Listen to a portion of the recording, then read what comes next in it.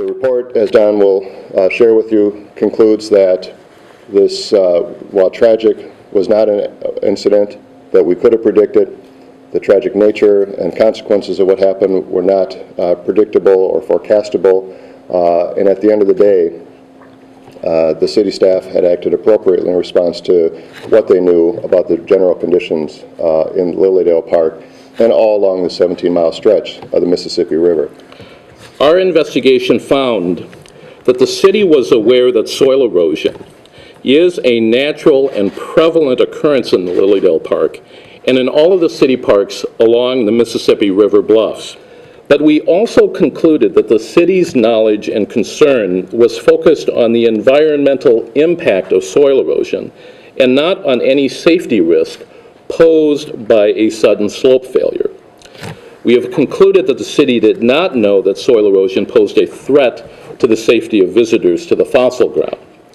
There was no evidence, either from witnesses or documents, that any city employee, or indeed any park advocate, held or expressed any serious concern about harm to visitors to the fossil ground. And the May 22nd tragedy, like the slope failure 2 years earlier, was the result of a natural act of nature and not the result of man-made activity. Both were unpredictable natural occurrences.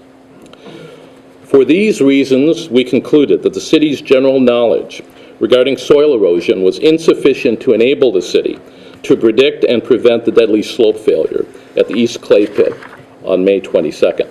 The slopes, as they sit pre-failure, are, although inherently stable visually, there isn't an inherent instability to the slopes. Any analysis must be always looked at as a snapshot in time. Additional weathering, additional moisture intrusion, there's a myriad of factors that go into what can cause instability at any given point in time.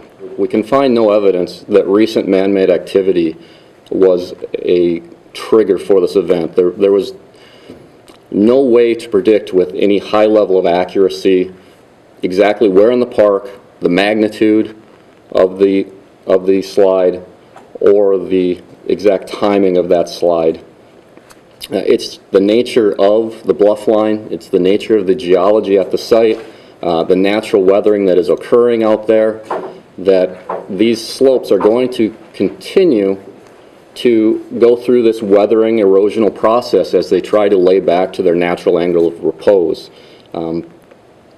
Very difficult to predict when, if, where the next slide may occur, but with relative certainty we can say there probably will be another one, but it will once again be a natural act of weathering within the park.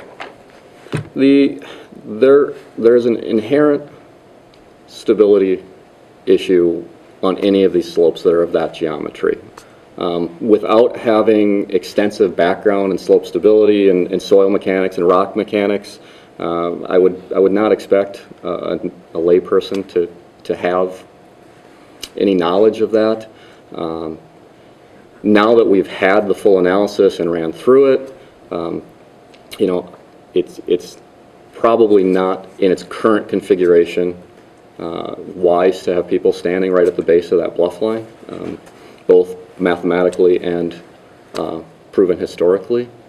But there is, in my opinion, no way that someone without extensive training in geotechnical engineering would have been able to ascertain that.